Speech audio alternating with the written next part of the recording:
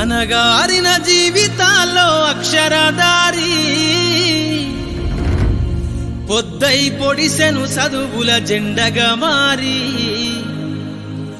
ఈ దేశపు మొదటి పంతులమ్మగా చేరి మన జీవితాల్లో నింపిందో వెలుగుల దారి।